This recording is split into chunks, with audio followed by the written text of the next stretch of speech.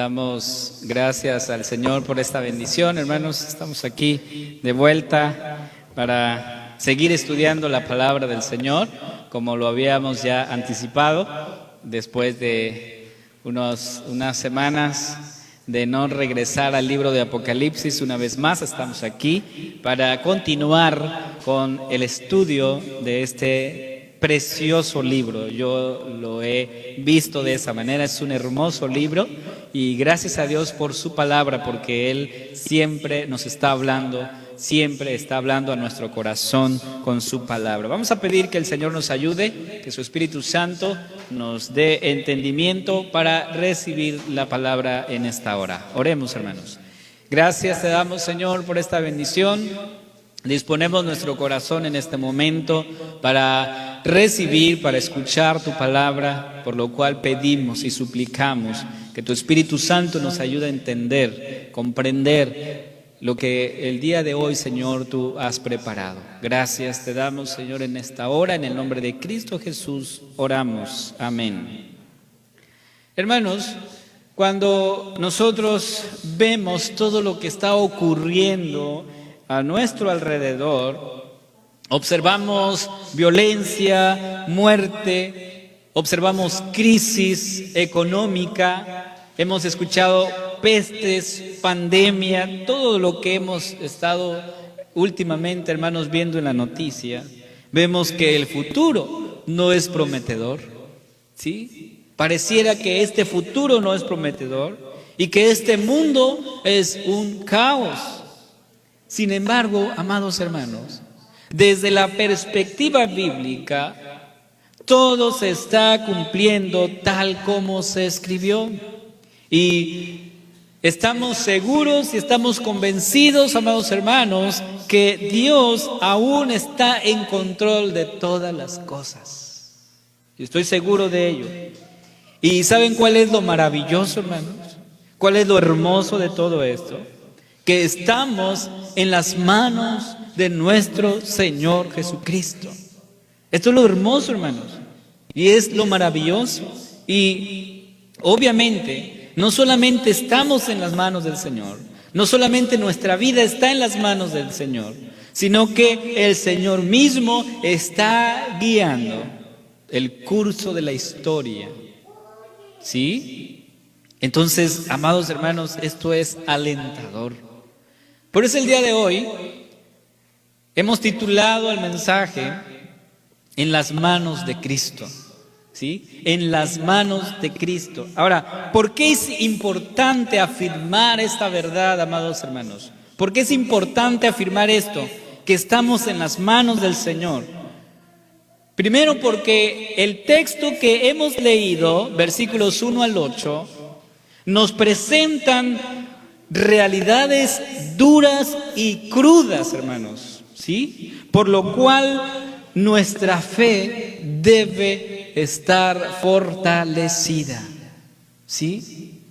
Por eso, en ese sentido, hermanos, podríamos hablar que estamos en las manos del Señor y por lo tanto estamos seguros y convencidos que Cristo está en control de todo. Cristo está en control de todas las cosas. Dice el versículo que leímos, versículo 1. Vi cuando el Cordero abrió uno de los sellos y oí uno de los 4 seres vivientes decir con voz de trueno: ven y mira. Así comienza el versículo 1 de este capítulo 6. Lo importante de esto, hermanos, lo alentador de esto para las iglesias de Asia y obviamente para nosotros es que es la mano del Cordero, ¿sí? Es la mano del Cordero que guía todo el proceso histórico conforme a su soberana voluntad. El texto nos está diciendo ahí: vi cuando el Cordero abrió. O sea, ¿quién lo está viendo? El Cordero, Cristo. Entonces, no podemos entender la realidad de este mundo si no hemos contemplado al Señor por encima de todo. No podemos entender la situación que estamos viviendo si no hemos visto a este Cordero que está por encima de la realidad misma, amados hermanos. La verdad importante en esto y central es que en la visión de los sellos, esencialmente en los capítulos 5 que estudiábamos hace algunas semanas, vimos cómo el Cordero es digno de tomar el libro. En el capítulo 5 dice que el Cordero era digno porque no se halló en toda la tierra alguien digno de tomar el libro. Solamente el Cordero es digno de tomar el libro y abrir sus sellos. Y estoy convencido, amados hermanos, y lo repito hoy, Cristo es Señor de la historia. Y estoy convencido de eso. Cristo es Señor de todo y por lo tanto podemos cantar como el himno que entonábamos ahorita, ¿no? Soberano, Señor de los mundos. Porque Cristo es Señor de la historia, hermanos. Nada puede pasar fuera de su control, nada que no haya pasado primero por sus manos, ¿sí? Por eso aquí es importante que Juan esté poniendo en primer lugar diciendo, vi cuando el Cordero abrió. O sea, vi cuando el Cordero abrió. Eso es importante, porque es el Cordero que está abriendo los sellos y por sus manos están pasando todo. Eso significa que el Señor está en control. Eso significa que Cristo reina en todo el universo, en el remoto futuro, si así lo quieres ver, en las entrañas actual de nuestra historia. Cristo reina, no solo en las cosas positivas como lo solemos pensar, porque creemos que sí, cuando nos va bien, decimos Cristo reina, pero ¿qué pasa cuando las cosas son difíciles? ¿Qué sucede cuando las cosas no van bien? También Cristo reina ahí. Por supuesto, porque Cristo es Señor de la historia, aún en lo oscuro y difícil y doloroso. Cristo está reinando porque es el Señor. Por eso, hermanos, no hay sello que Él no abra, no hay sello que no pase por sus manos. Esto, hermanos, nos debe dar descanso. Y esto nos recuerda las promesas del Señor, de nuestro Dios. Allá en Romanos capítulo 8, versículo 28, que dice, y sabemos que a los que aman a Dios, que dice, todas las cosas les ayudan a bien. Esto es, a los que conforme a su propósito son llamados. Y aquí el texto está diciendo, el apóstol Pablo dice que a los que aman a Dios, no dice algunas cosas les va a ayudar a bien o algunas cosas van a salir bien. No, dice todas las cosas ayudan a bien porque el Señor cuida a su iglesia y cuida a sus hijos. Él es soberano, hermanos. Todas las cosas, hermanos, sin excepción alguna, tienen sentido, tienen propósito a los ojos de Cristo. Aunque para nosotros, en nuestra realidad y en nuestro presente, no le hallemos sentido. Pero ante los ojos del Señor, todas las cosas tienen sentido. Y eso es lo que nosotros aprendemos. Y nosotros tenemos que aprender a ver las cosas así como Cristo las ve. Tenemos que aprender a ver esas cosas de esa manera, hermanos. Y los cristianos de Asia entendían que la historia es conflictiva, que la historia es complicada, contradictoria y que está impregnada y manchada por mucha maldad. Pero por encima de todo esto está el Cordero, Cristo, el Mesías, el Señor del universo. Y gloria a Dios por ello, hermanos. Dos aspectos debemos considerar aquí. Número uno, ningún caballo sale sin el permiso del Cordero. ¿Sí? Eso es muy importante poder entenderlo aquí en el texto, que ningún caballo sale sin el permiso del Cordero. ¿Sí? Y lo dice este capítulo 6. Y segundo, todo poder y potestad es de Jesucristo. Él tiene el poder. Él tiene el poder, amados hermanos. Dice Mateo 28, versículo 18. Y Jesús se acercó y les habló diciendo: toda potestad me es dada en el cielo y en la tierra. ¿Quién tiene el poder? Cristo. Toda potestad, todo poder es de Él. Y debido, amados hermanos, debido a la soberanía absoluta del Señor en todo, descubrimos que hay orden en medio del aparente desorden. Por eso decía al inicio que cuando nosotros vemos la historia, hermanos, vemos nuestra realidad, la violencia que cada día aumenta, crisis y un desorden moral en todas las esferas sociales. Pareciera que no hay un futuro prometedor y que todo es un caos, pero en medio de ese aparente caos hay orden, hermanos.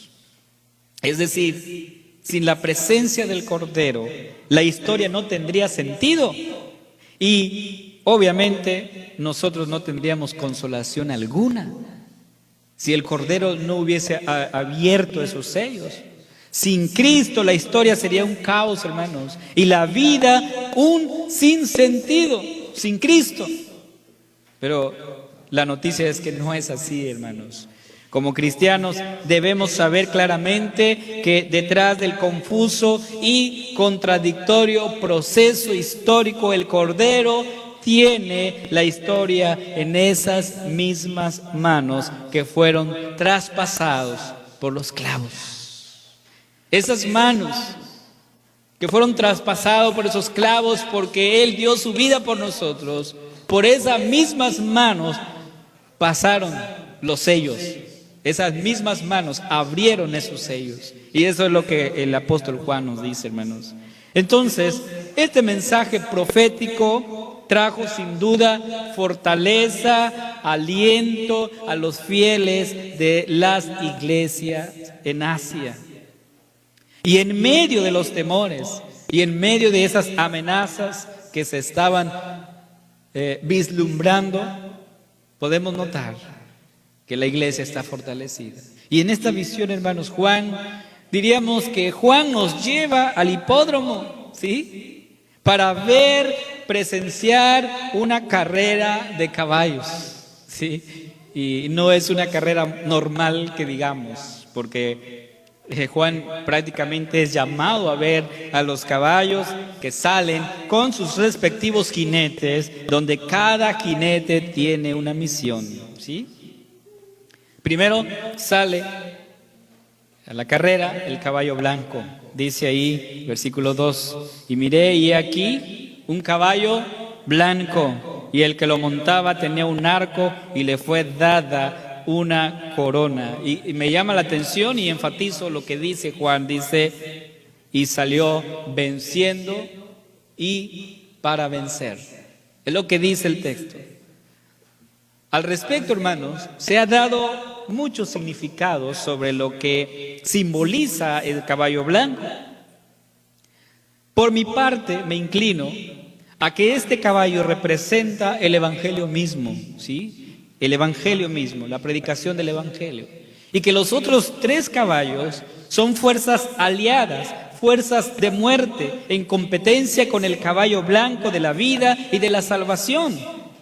Pensemos, ¿por qué digo esto?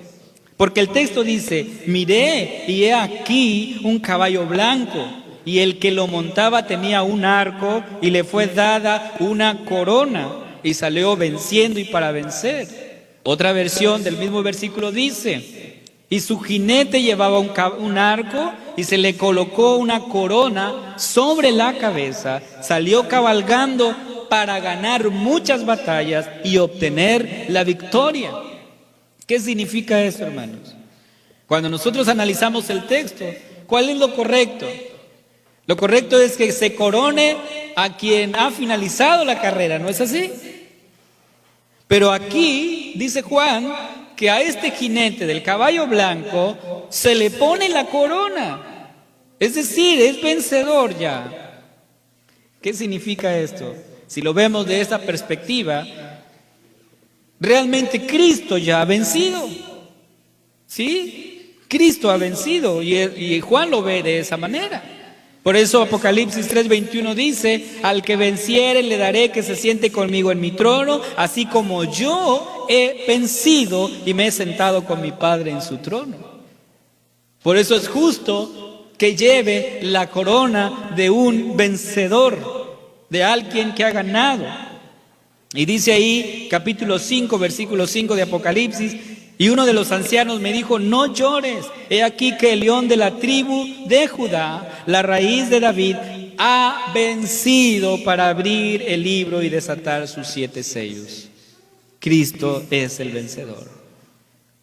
Y de hecho, hermanos, una de las señales, una de las características del Mesías era que iba de victoria en victoria, y siempre se ha caracterizado así al Mesías, ir de victoria en victoria.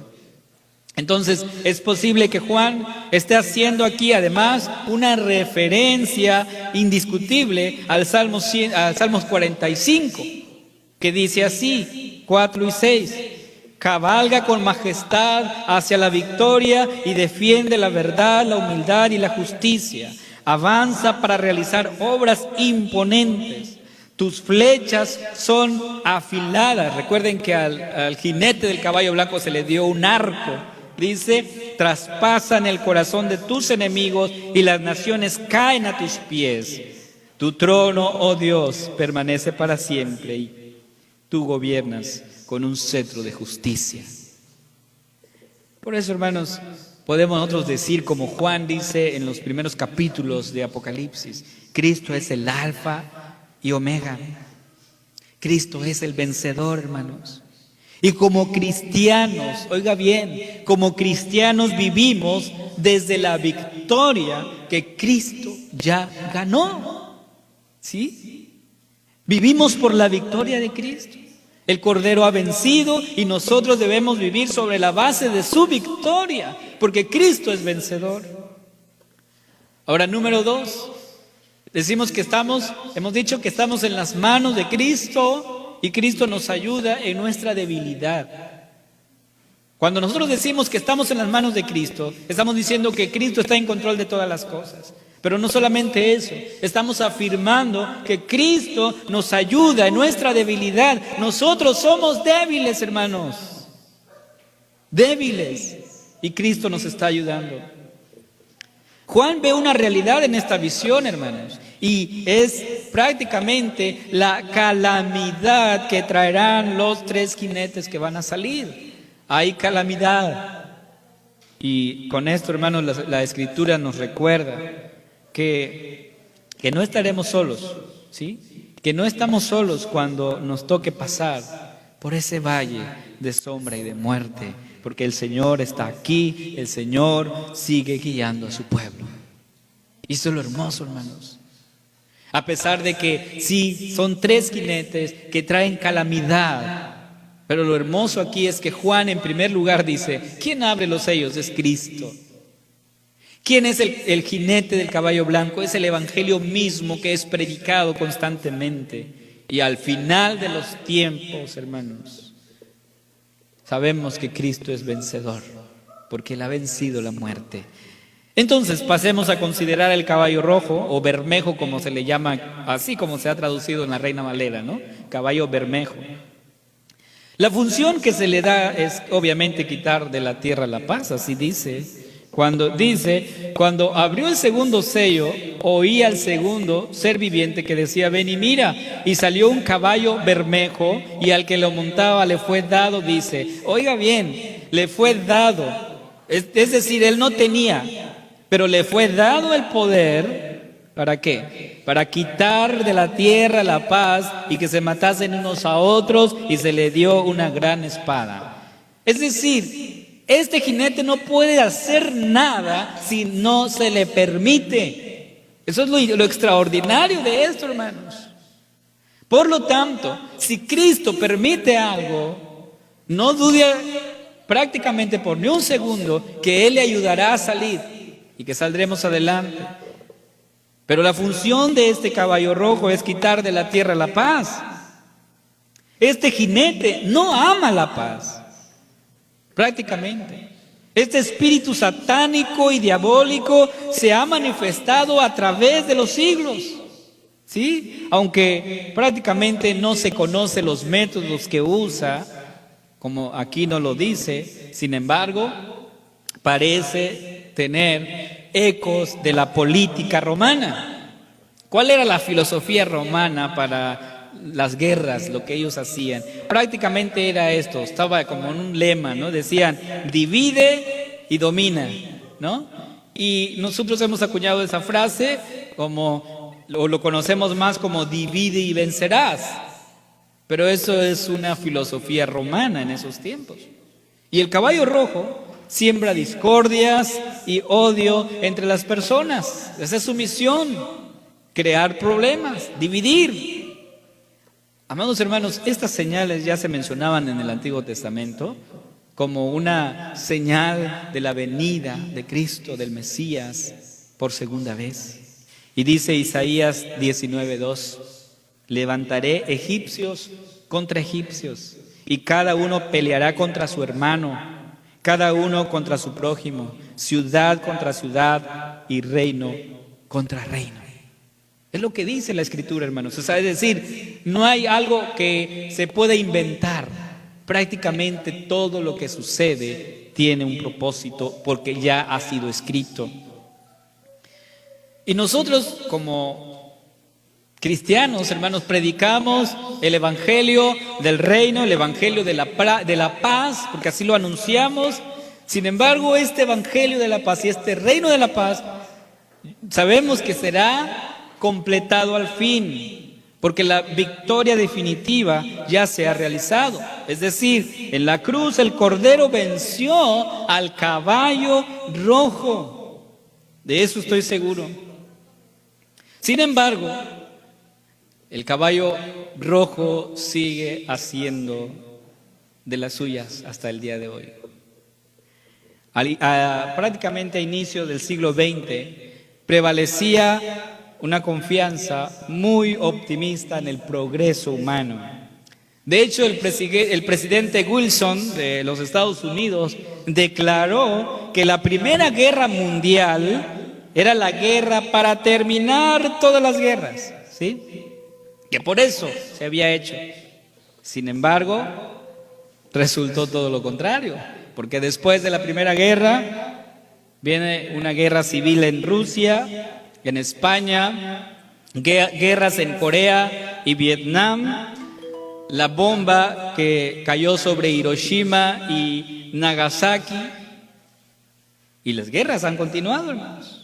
Es decir, a este jinete nada le proporciona mayor satisfacción que ver a la gente odiarse y matarse, porque esa es su misión, a eso ha venido. Y si nosotros analizamos el contexto de nuestra historia actual, vamos a encontrar, hermanos, que hoy se ha perdido el respeto por la vida. ¿No es así? Hoy hay un deterioro en todos los niveles de nuestra sociedad. También hay una indiferencia en el dolor ajeno y un vacío de valores morales. Prácticamente lo estamos viviendo. Hoy se defiende más la vida de un animal que la vida de un ser humano. ¿Sí? Escuchamos noticias de niños que son abandonados, pero que no le hagan nada a los animalitos. Y no estoy diciendo que eso no es bueno, pero tenemos que ser congruentes con lo que estamos haciendo. No podemos valorar más algo y despreciar otro. La vida que Dios ha creado, porque de su mano viene, hermanos. Pero esto es lo que el caballo rojo quiere, ¿no? El jinete del caballo rojo. Pero no solamente eso, también salió, dice Juan, un caballo negro. Dice ahí, cuando abrió el tercer sello, oí al tercer ser viviente que decía, ven y mira, y miré, y he aquí un caballo negro, y el que lo montaba tenía una balanza en su mano. De eso trata, una balanza en su mano. Hermanos, Esta balanza es simbolismo de la vida comercial, ¿sí? Y este color se asocia comúnmente con la muerte y el luto. Cuando hay un funeral, la mayoría suele ir de color negro, ¿no? Porque es como una señal de luto, de duelo. Bien, pero la misma balanza que este jinete lleva indica una situación de severa crisis mundial, ¿sí? Y cuando aquí dice el texto, versículo 5, y oí una voz, versículo 6, y una voz de en medio de los 4 seres vivientes que decía: 2 libras de trigo por un denario y 6 libras de cebada por un denario, pero no dañes el aceite ni el vino. ¿Qué significa eso, hermanos? O sea, vender el trigo por peso, o sea, por kilo, era el resultado de una grave escasez de grano, ¿sí? De hecho, el libro de Ezequiel nos da cuenta de esto. Ya se estaba anunciando y se sigue anunciando, hermanos.